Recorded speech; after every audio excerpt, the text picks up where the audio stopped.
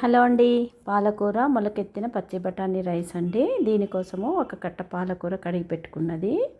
తర్వాత ఒక కప్పు మొలకెత్తిన బఠానీలండి. ఈ కాలం అంతా బఠానీలు బాగా వస్తాయండి ఈ సీజన్లో. అందుకని రైస్ చేసినాను. తర్వాత ఒక పెద్ద ఉల్లిపాయ తీసుకున్నాను. తర్వాత ఒక 10 నుంచి 12 రెబ్బలు వెల్లుల్లి. తర్వాత ఒక పెద్ద అల్లం ముక్క పైన చెక్కు తీయాలి. వెల్లుల్లి పైన పొట్టు తీసేసి చిన్న చిన్న ముక్కలుగా చేసి పెట్టుకుంటే మనకు రోట్లో వేసి దంచుకోవడానికి చాలా ఈజీ అవుతుందండి. ఎందుకంటే లేకపోతే మెదగడం కష్టం అవుతుంది. తర్వాత ఒక పెద్ద నిమ్మకాయ అండి. దీంతో పాటుగా మనకు మసాలా దినుసులు, చెక్క, మొగ్గ, లవంగ, యాలకులు అవన్నీ కూడా. తర్వాత కట్ చేసి పెట్టుకున్న ఇవన్నీ అన్నమాట. ఆకుకూర, పచ్చిమిరపకాయలు ఒక 4-5, అల్లం వెల్లుల్లి పేస్ట్ దంచి పెట్టుకున్నాను. దాని తర్వాత బాసుమతి రైస్ ఒక 2 గ్లాసులు వేసినానండి. వేసి బాగా చూసినాను అన్నీ ఎలా ఉందని చూసి చెక్ చేసుకున్న తర్వాత దాన్ని కడిగి నానబెట్టి పక్కన పెట్టుకున్నానండి. తర్వాత స్టవ్ వెలిగించి కుక్కర్ పెట్టి ఆయిల్ వేసినానండి. ఆయిల్ ఒక 2 పెద్ద స్పూన్లు వేసినాను. కుక్కర్ పెట్టి ఆయిల్ వేసి ఆయిల్ వేడైందా లేదా అని చూస్తున్నానండి. అందరికీ సంక్రాంతి శుభాకాంక్షలు అండి. ఆయిల్ ఇంకా వేడి కాలేదు.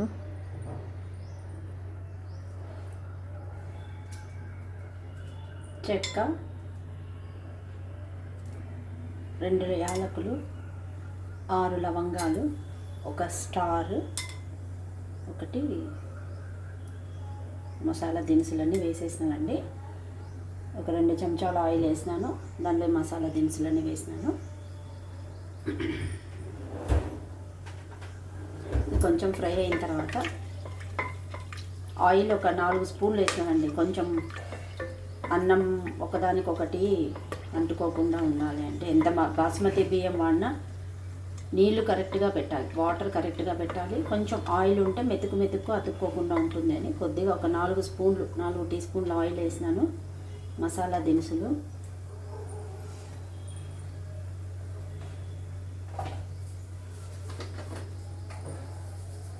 బ్లాక్ జీరా అండి కొద్దిగా ఇట్లా నలిచి దీంట్లోకి వేస్తున్నాను. తర్వాత తరిగి పెట్టుకున్న ఒక పెద్ద ఉల్లిపాయ,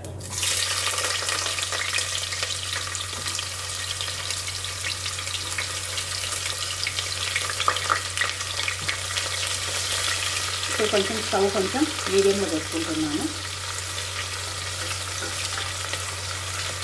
ఇలా సౌండ్ వస్తే ఎంత బాగుంది కదండి. దీంతో పాటు మనము దంచి పెట్టుకున్న అల్లం వెల్లుల్లి పేస్ట్ అండి. నేను కప్పులో ఏం తీసుకోలేదు, డైరెక్ట్గా రోల్లో నుంచి వేసేస్తున్నాను. కొద్దిగా 1 ఇంచు అల్లము, ఒక 8 నుంచి 10 రెబ్బలు వెల్లుల్లి దంచి పెట్టినాను.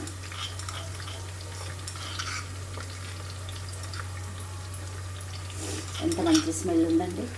చాలా రోజుల తర్వాత నేను కలుస్తున్నాను నేను.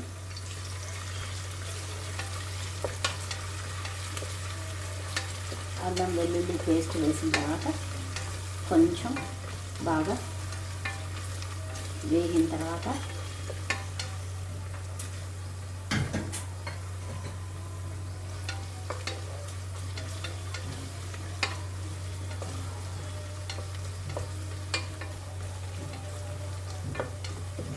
దీని ఇప్పుడు కొంచెం అంటుకుందండి. మనం మామూలుగా వదిలిపెట్టాం కదా ఏదే, కానీ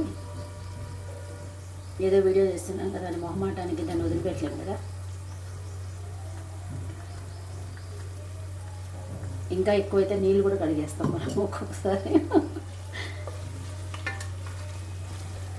కొంచెం వేగిన తర్వాత 4 పచ్చిమిరపకాయ ముక్కలు నిలువుగా కట్ చేసి పెట్టుకున్నాను, అది కూడా యాడ్ చేస్తున్నాను.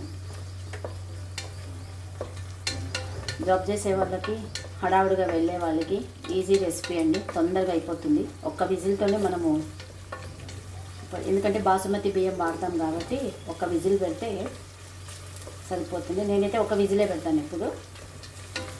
బాగా వేగిన తర్వాత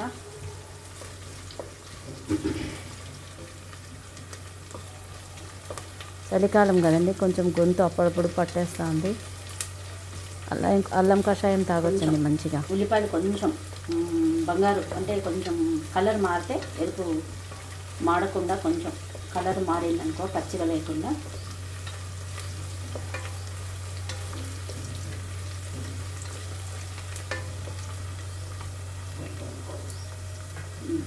ఇంకేంటండి సంగతులు? న్యూ ఇయర్ అందరూ హ్యాపీగా సెలబ్రేట్ చేస్తున్నారని అనుకుంటున్నాను.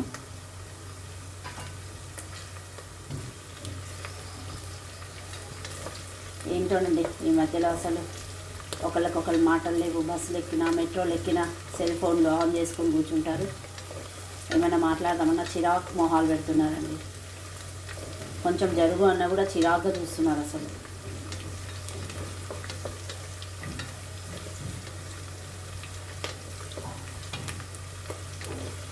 నేను ఎందుకు జరుగుతాను, మీరే కూర్చోండి అని అదే ఆన్సర్లు కూడా వస్తున్నాయి. అంటే మాట్లాడాలంటేనే ఎందుకులే వీళ్ళతో నిలబడితే సరిపోతుంది అన్నట్లు అయిపోతుంది. ఏదైనా కొద్దిగా ఏదైనా డిస్కషన్ చేద్దాము, బయట మహిళలకు సంబంధించిన విషయాలు కానీ, సినిమాలకు సంబంధించి కానీ, ఏదో జనరల్గా మాట్లాడదామంటే ఒక్క మనిషి కూడా ఉండాలండి.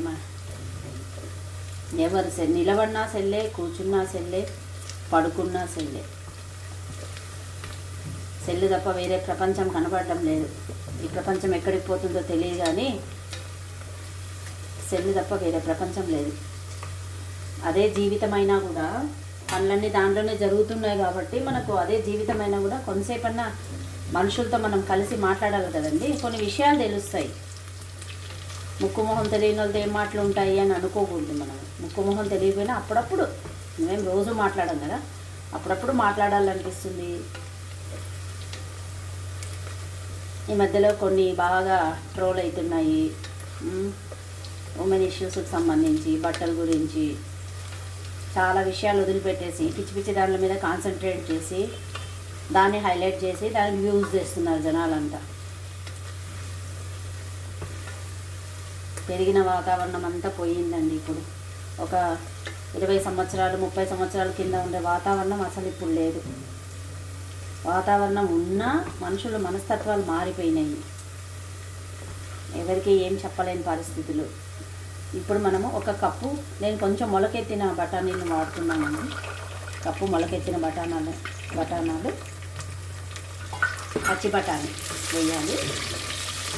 చూడండి, పచ్చి బఠానీ వేయడం వల్ల సౌండ్ మారింది. అట్లనే ఉంటారు మనుషులు కూడా.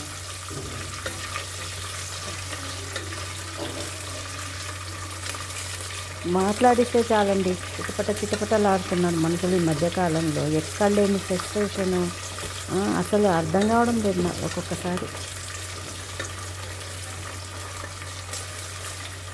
కొంచెం మనకు ఉల్లిపాయలు కూడా బాగా కలర్ మారినాయి చూడండి.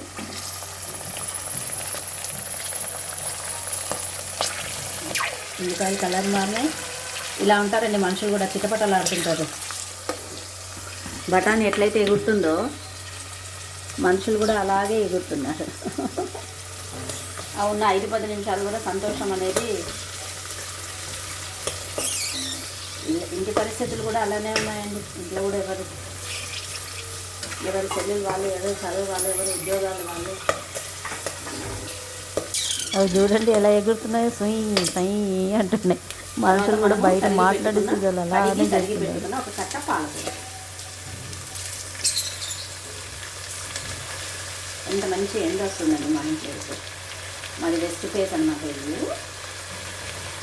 ఇట్లా ఈస్ట్ నుంచి కొంచెం ఎండ వస్తుంది. నేను బాగా కలుపుకోవాలి. నేను డైరెక్ట్గా కుక్కర్లో వేసేసి ఒక విజిల్ వరకు వచ్చేస్తానండి, ఎందుకంటే టైం ఉండదు. ఒకే ఒక రైస్ ఈరోజు పాలకూర పచ్చి బఠానీ, మొలకెత్తిన పచ్చి బఠానీ రైస్ అండి ఇది.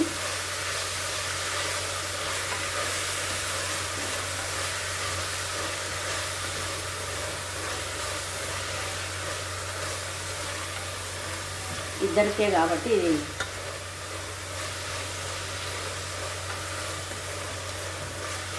కొంచెం ఎక్కువనే చేస్తున్నాను. మా ఫ్రెండ్స్కి ఏమైనా ఇద్దామనేసి.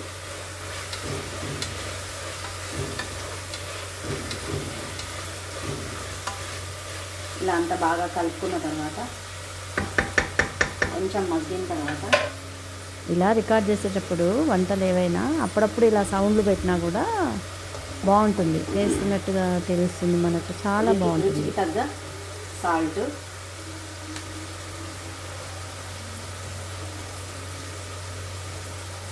ఆల్రెడీ పాలకూరలో సాల్ట్ ఉంది కాబట్టి చూసి వేసుకోవాలండి. తర్వాత ఒక స్పూను ధనియాల పొడి,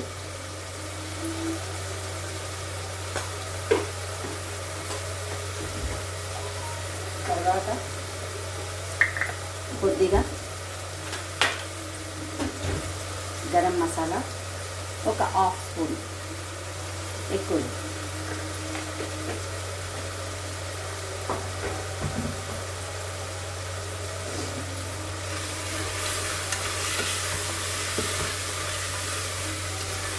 వేసి బాగా కలిపి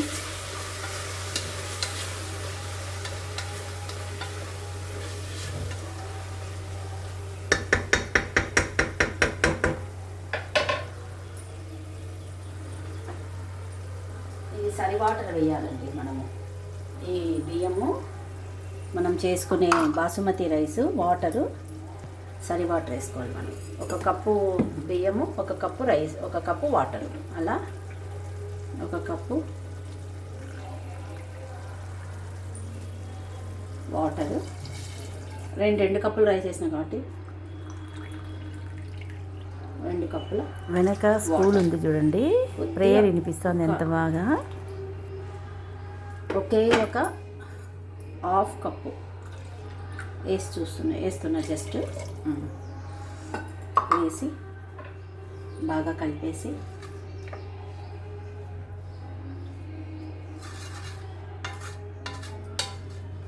మనం ముందే రైస్ నానబెట్టినానండి నేను కడిగి.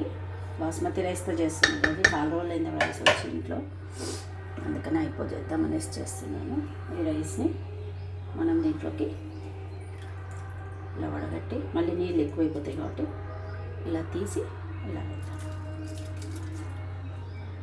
2 కప్పులు వచ్చిందండి రైస్ ఇది. ఇప్పుడు నేను ఏదైతే వాటర్ వేసినానో ఆ వాటర్తో 2 కప్పులు వచ్చింది. మనకు కొంచెం పొడిగా మంచిగా రావాలి అంటే ఈక్వల్ వాటర్ వేస్తున్నాను అండి నేను ప్రసాద్, ఎందుకంటే నాకు చాలా ఎక్స్పీరియన్స్ వస్తున్నాయి.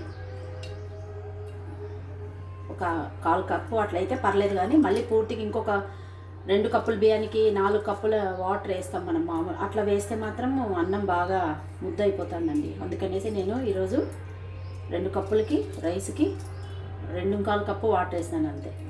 దీంతోపాటు వస్తుంది 2 వాటరు, బాగా రాకుండా చూసుకోవాలి. వీలైనంత వరకు వేసేసి,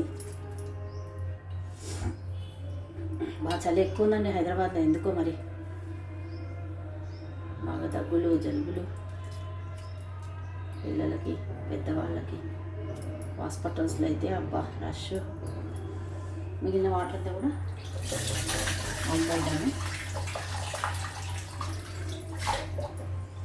బియ్యాన్ని మీది వదిలిపెట్టాం కదండి, మాకు కామన్గా నీట్గా చేసుకుంటాం.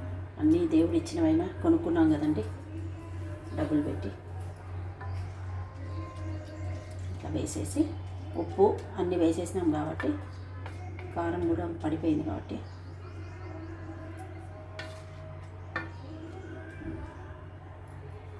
పెట్టేసి, ఇప్పుడు స్టవ్ని కొంచెం మీడియం ఫ్లేమ్లో పెట్టి మూత పెట్టాం. ఓకే, మళ్ళీ కలుగుతాం. ఒక విజిల్ వచ్చే వరకు పెట్టేసినానండి. తర్వాత చల్లబడిన తర్వాత కుక్కర్ మూత తీస్తే ఇలా ఉందండి. చాలా బాగుంది టేస్ట్. జీడిపప్పు కొంచెం వేయించి దాంట్లోకి వేసి నిమ్మరసం కూడా కలుపుతున్నప్పుడు అయితే స్మెల్ సూపర్ ఉందండి అసలు. కొన్ని రోజులు పోతే ఇది కూడా కనిపెడతారేమో. స్మెల్ వేరే వాళ్ళకి కూడా వెళ్ళేది సెల్లో నుంచి, తెలియదు మరి మనకి. మొత్తానికైతే చూస్తుంటే తినాలనిపించేట్లుగా ఉంది. టేస్ట్ ఎలా ఉందో మరి చూడాలి. ఓకే ఓకే అండి, ఇది బాక్స్కి చాలా బాగుంటుంది. మీకు నచ్చితే షేర్ చేయండి, లైక్ చేయండి. Okay, thank you.